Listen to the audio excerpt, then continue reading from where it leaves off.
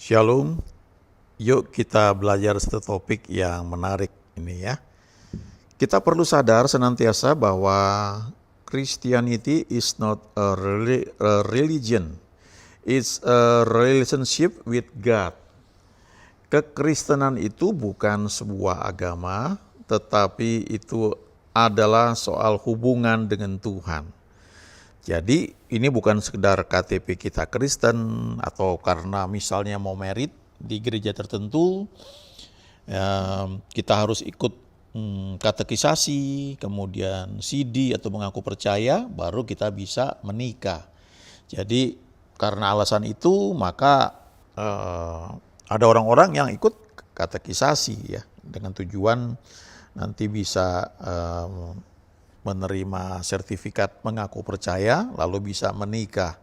Tapi persoalannya ketika mengaku percaya disebut sebagai CD ya, apakah betul mengaku percaya dan kemudian punya hubungan dengan Tuhan? Nah, itu yang jadi masalahnya. Sama juga ketika seorang dibaptis ya, ada yang gereja-gereja tertentu yang melakukan baptis air itu dengan selam. Jadi waktu kecil anak itu bukan dibaptis tapi dipersembahkan kepada Tuhan. Lalu ketika sudah dewasa, maka yang disebut mengaku percaya di gereja lain itu diwujudkan lewat baptisan ya. Nah, tindakannya mungkin bisa kita lakukan, tapi yang menjadi poin pentingnya adalah apakah kita selanjutnya mengenal Tuhan dan mempunyai hubungan dengan Dia. Jadi bukan sekedar KTP kita Kristen atau kita punya surat keterangan mengaku percaya sehingga kita bisa menikah di satu gereja, atau kita sudah punya surat baptisan sehingga kita memang sah ya beragama Kristen. Bukan soal itu ya, tapi lebih dari itu adalah soal hubungan. Karena dikatakan Yohanes 17 ayat 3 itu hidup yang kekal itu adalah mengenal Allah Bapa dan mengenal Yesus Kristus. Dan dengan sendirinya tentu ada Roh Kudus ya yang mengajar kita, membawa kita kepada seluruh kebenaran. Jadi ini soal kehidupan, soal hubungan seumur hidup. Sejauh mana kita melibatkan Tuhan dalam kehidupan kita. Sejauh mana kita mengundang Dia dalam setiap saat kita perlu mengambil keputusan, apalagi keputusan-keputusan yang penting, menyangkut teman hidup, menyangkut pekerjaan, menyangkut sekolah, tempat tinggal, juga termasuk pelayanan. Ada dua ayat penting yang Paulus sampaikan kepada jemaat di Roma, yaitu Roma 12 ayat 1 dan 2. Dikatakan di sini, karena itu saudara-saudara demi kemurahan Allah, aku menasihatkan kamu supaya kamu mempersembahkan tubuhmu sebagai persembahan yang hidup, yang kudus dan yang berkenan kepada Allah. Itu adalah ibadahmu yang sejati. Lalu ayat kedua, janganlah kamu menjadi serupa dengan dunia ini, tetapi berubahlah oleh pembaruan budimu, sehingga kamu dapat membedakan manakah kehendak Allah, apa yang baik, yang berkenan kepada Allah, dan yang sempurna. Jadi ada dua hal yang Paulus sampaikan di sini. Yang pertama-tama adalah mempersembahkan tubuh sebagai persembahan yang hidup, yang kudus dan yang berkenan kepada Allah. Tapi kemudian selanjutnya berubah oleh pembaruan budi, cara berpikir kita, mindset kita. Caranya bagaimana? Lewat baca, renungkan firman Tuhan, supaya kita bisa belajar membedakan yang mana itu kehendak Tuhan. Itu bukan sekedar baik atau tidak baik saja, ya, bukan soal apa yang diwujudkan atau diberikan oleh buah pengetahuan, yaitu baik dan jahat saja, tapi kita bisa membedakan di antara yang baik itu yang mana yang berkenan kepada Tuhan. Dan di antara yang berkenan itu kita bisa memilah lagi yang mana yang sempurna, yang betul-betul Tuhan inginkan. Nah, ini semua menyangkut hubungan, ya, menyangkut relationship. Jadi nggak bisa kalau kita nggak punya hubungan dengan Tuhan. Kita nggak bertumbuh mengenal Dia lebih jauh, dan ini sifatnya seumur hidup ya, melibatkan seluruh bagian hidup kita. Kepekaan kita akan suara Tuhan akan semakin bertambah kalau kita memang belajar untuk membedakan kehendaknya. Saya coba bacakan dalam bahasa Inggris ini ya, living sacrifices to God ya, persembahan yang hidup bagi Tuhan. Paulus bilang ini, ya saya terjemahkan langsung aja ya, karena itu saudara-saudara ya, aku menasihatkan kamu by the mercies of God, demi kemurahan Allah, supaya kamu mempersembahkan tubuhmu sebagai living sacrifice, persembahan yang hidup, holy, yang kudus, acceptable to God, yang berkenan, dapat diterima oleh Tuhan, which is your reasonable service. Itulah pelayananmu yang sesungguhnya ya, yang dapat diterima ya. Baru ayat 2, do not be conformed to this world. Nah, kita di dunia ini kita tinggal berinteraksi dengan banyak orang, mau nggak mau cara berpikir orang-orang dunia itu sedikit banyak mempengaruhi kita. Memang ada hal-hal yang perlu kita pelajari, itu sebabnya kita perlu sekolah, kita perlu belajar banyak hal karena kita hidup di dunia. Kita nggak hidup sendirian di hutan atau di gereja saja, tapi kita berinteraksi dengan banyak orang. Kita perlu sadar walaupun kita percaya kepada Tuhan Yesus, satu-satunya jalan keselamatan, tapi kita berinteraksi dengan banyak orang yang punya kepercayaan yang berbeda. Dan bagaimana kita bisa tetap tidak hanya survive ya, tapi kita juga bisa bergaul ya, kita bisa menjadi berkat bagi banyak orang, bisa berdampak bagi banyak orang. Di sisi lain kita nggak boleh terpengaruh dengan cara berpikir dunia ini ya. Nah, Paulus menasihatkan be transformed by the renewing of your mind. Ya, perbarui cara berpikirmu, pikiranmu itu perlu dibenahi supaya kamu bisa buktikan what is good, acceptable, and perfect will of God. Jadi ada 3 jenis atau 3 kelompok atau 3 tingkatan kehendak Allah ini. Yang pertama yang baik, ya, yang baik ya mudah melihatnya, menguntungkan apa enggak, jahat apa enggak, ya cuma sesimpel itu. Ya. Kalau kita menolong orang lain itu baik, ya kalau kita membantu orang lain itu baik. Banyak hal yang baik yang dengan mudah bisa kita lihat ya. Kalau kita bekerja maka baik dan jahat atau baik dan tidak baik itu diukur salah satunya dengan finansial. Karena perusahaan kan namanya juga berusaha, harus ada keuntungan. Jadi sesuatu itu kita pelajari, kita lakukan untuk kita pilih yang baik. Tapi waktu kita ikut Tuhan, karena kekristenan itu adalah hubungan dengan Tuhan, maka tidak cukup hanya baik. Coba belajar apa yang Tuhan senang ya. Karena Tuhan itu kan juga pribadi. Kitanya diciptakan segambar serupa dengan Dia. Jadi banyak hal dalam hidup kita ini memang sadar atau tidak sadar, kita ini memang gambarnya Tuhan. Kita punya kehendak bebas. Ya, Tuhan tidak paksa kita. Waktu kita mau ikut Dia itu ada kehendak bebas yang dengan sukarela sebenarnya kita tundukkan untuk kita bisa melayani Dia. Jadi belajar untuk mengenal apa yang Tuhan senang, yang berkenan kepada Dia, acceptable ya. Tapi ada juga yang sempurna. Nah, kalau bicara soal sempurna ini menyangkut timing, menyangkut caranya ya. Misalnya beginilah, contoh ketika Abraham dijanjikan akan punya anak kandung. Lalu setelah sekian lama istrinya melihat dia nggak hamil-hamil juga. Lalu timbullah ide baik supaya Abraham kawin dengan Hagar. Dan secara hukum ya nggak salah, apalagi pada masa itu ya. Yang kasih saran istrinya sendiri ya. Istrinya yang carikan wanita buat Abraham bisa kawin supaya Abraham bisa punya anak kandung. Nah itu kan memenuhi apa yang Tuhan katakan bahwa Abraham akan punya anak kandung.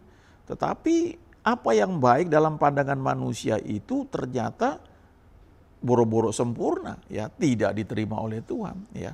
Not acceptable.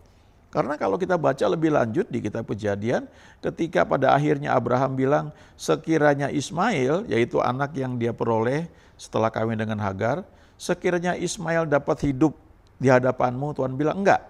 Ya, yang nanti aku pilih adalah Ishak. Nanti dia dilahirkan lewat Sarah, bukan lewat Hagar. Mengenai Ismail, dia juga akan kuberkati, kubuat jadi bangsa yang besar karena dia juga anakmu. Jadi seperti Tuhan bilang, ya oke lah itu kan anakmu juga ya, oke lah baik kok itu nggak apa-apa. Aku berkati juga, tapi perjanjianku aku buat dengan Ishak dan itu adalah rencana Tuhan yang sempurna. Ya, penting buat kita memperhatikan hal ini. Ada contoh di Perjanjian Lama, dulu saya nggak gitu mengerti ya. Nah, itu pentingnya kita baca Alkitab terus urut ya, dari Kejadian sampai Wahyu terus berulang-ulang, sehingga kita mendapatkan banyak data yang sebelumnya mungkin nggak kita pikirkan. Ini kisah mengenai 12 pengintai yang Tuhan perintahkan kepada Musa, kalau kita baca di Bilangan 13 ini, untuk memilih 12 orang, satu orang dari tiap suku mewakili suku masing-masing untuk mengintai tanah perjanjian. Nah, dikatakan di Bilangan 13 ayat 1, Tuhan berfirman kepada Musa, lihat ya Tuhan yang berfirman kepada Musa, suruhlah beberapa orang mengintai tanah Kanaan yang akan kuberikan kepada orang Israel. Dari setiap suku nenek moyang mereka haruslah kau suruh seorang, semuanya pemimpin-pemimpin di antara mereka. Lalu Musa menyuruh mereka dari padang gurun Paran sesuai dengan titah Tuhan. Semua orang itu adalah kepala-kepala di antara orang Israel. Dan inilah nama-nama mereka, ada banyak, ada 12, saya cuma bacakan yang 2 saja. Ayat 6 dari suku Yehuda, Kaleb bin Yefune. Ayat 8 dari suku Efraim, Hosea bin Nun. Cuma 2 orang ini yang membawa berita positif. Ada 12 orang yang pergi mengintai tanah perjanjian. Kalau kita baca di Bilangan 13 ini atas perintah Tuhan. Tapi dari 12 orang itu, walaupun mereka melihat hal yang sama, mereka melihat negeri yang subur, yang luar biasa, tapi yang 10 orang melihat hal yang negatif. Memang negeri itu sih memang makmur, bagus, tapi yang menghuninya tuh raksasa-raksasa. Kita ini seperti belalang, kita nggak akan mungkin bisa mengalahkan mereka.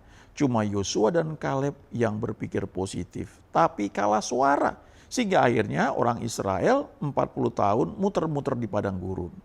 Nah pertanyaannya kok perintah dari Tuhan kok bisa jadi salah diterapkan? Tapi kalau kita baca di kitab Ulangan ini merupakan riwayat yang diulang, yang dicatat oleh Musa.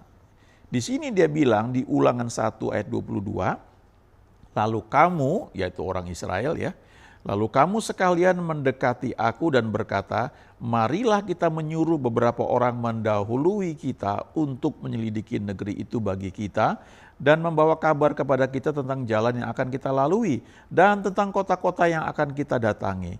Hal itu kupandang baik, itu ide yang baik. Jadi aku memilih daripadamu 12 orang dari tiap-tiap suku seorang. Kalau kita lihat di sini ternyata ini sebenarnya ide datang dari orang Israel, bukan dari Tuhan. Tapi di catatan lain bisa dikatakan Tuhan yang menyuruh. Artinya begini loh ya, yang namanya kehendak Tuhan itu tadi kita baca ada yang baik, yang berkenan dan yang sempurna. Semuanya masih dalam lingkup kehendak Tuhan. Tapi kalau kita menyadari bahwa kekristenan adalah suatu hubungan, setiap ide yang nampaknya baik itu kita bawa kepada Tuhan. Apalagi kalau kita menyadari dan kita memperlakukan seperti apa yang dia katakan di Injil Yohanes bahwa kita adalah sahabatnya, maka kita akan nanya sama dia. Tuhan ini baiknya gimana ya? Ada usulan ini, ada diutus 12 orang untuk mengintai tanah perjanjian, menurut engkau bagaimana ya? Ya kadang-kadang kita bisa putuskan dengan sepihak, oh ini baik, oke kita lakukan. Dan dalam pelayanan ini sering terjadi. Sesuatu yang kita anggap baik belakangan baru ketahuan ternyata wah gak jadi, wah bubar. Kita rugi banyak kalau hitung-hitungan. Kok bisa seperti itu? Karena ternyata mungkin kita hanya bergerak pada kehendak Tuhan yang masih levelnya cuma cukup baik saja. Christianity is not a religion, it's a relationship with God. Kekristenan itu bukanlah sebuah agama, tetapi itu soal hubungan dengan Tuhan. Jadi pertanyaannya sejauh mana kita melibatkan Tuhan dalam setiap bagian kehidupan kita. Apakah kita memperlakukan dia sebagai Tuhan, Raja kita, dan sebagai sahabat kita, sebagai Bapa yang baik. Sehingga dalam setiap hal kita bertanya, sekalipun jalan sudah terbuka, ya kita masih bertanya pada Tuhan, Tuhan gimana? Oke, saya maju. Ya, maju, aku akan serahkan, ini bagianmu. Lalu kita maju. Ya, itu bagian dari hal-hal yang kita bisa lakukan. Di Alkitab banyak contoh seperti ini ya. Salah satu contoh yang lain kalau kita ingat ketika Yesus dipertanyakan dengan orang-orang di perjanjian baru yang waktu itu ada ya, ada orang-orang Farisi ya. Ini soal pernikahan. Kalau kita baca di Matius 19 ayat 6, dikatakan di sini, demikianlah mereka bukan lagi dua, melainkan satu. Karena itu apa yang telah dipersatukan Allah tidak boleh diceraikan manusia. Kalau dikatakan tidak boleh atau dilarang, artinya itu bisa dilakukan. Karena bisa dilakukan makanya dilarang, nggak boleh.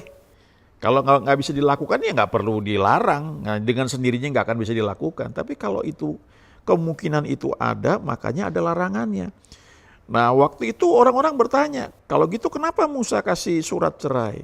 Lalu Tuhan bilang, itu oleh karena ketegaran hatimu.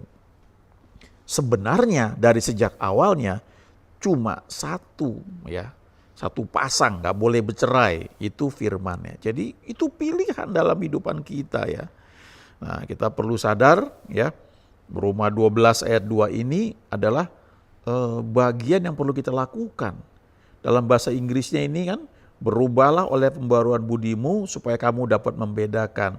That you may prove, kamu bisa buktikan sendiri, kamu bisa mengujinya sendiri. Jadi ini lewat proses kita mengujinya. What the will of God is, ya. Apa itu kehendak Tuhan? Lewat pengalaman, lewat persembahan hidup kita kepada Tuhan, kita juga mengizinkan pikiran kita diperbarui supaya kita bisa buktikan, ya. Yang mana itu kehendak Allah? Ya, apa yang baik, yang mana yang baik, yang sekedar baik, yang mana yang cukup baik sehingga itu acceptable, dan kemudian yang sempurna. Nah, kita lihat di sini ya, good. Nah, itu ada bahasa aslinya juga disebutkan di situ. Good, sesuatu yang baik itu sesuatu yang berguna, useful. Ya, pleasant, menyenangkan. Generous ya, murah hati, joyful, penuh sukacita, excellent, wah keren ini. Distinguished ya, dapat dibedakan dari yang lain. Honorable ya, ini layak ya, mulia. Itu dalam ukuran manusia. Tapi acceptable, ini well pleasing ya. Ini menyangkut selera ya. Menyenangkan hatiku ya, menyentuh hatiku. Jadi kalau kita misalnya melayani Tuhan ya, misalnya begini contoh ya, saya dulu ya anak-anak masih kecil, kemudian mereka mulai belajar musik. Ada yang satu ya belajar piano ya, wah bagus sekali ya. Ya waktu dia masih kecil ya tentu banyak yang lebih jago ya. Tapi dia latihan terus dengan baik ya, sehingga wah bagus sekali. Dan ketika dia tampil, wow itu sebagai orang tua senang sekali kita melihatnya ya, well pleasing ya. Jadi ketika dia main tidak sekedar baik, tapi bagi orang tua itu ternyata well pleasing. Tapi ada lagi yang namanya perfect ya.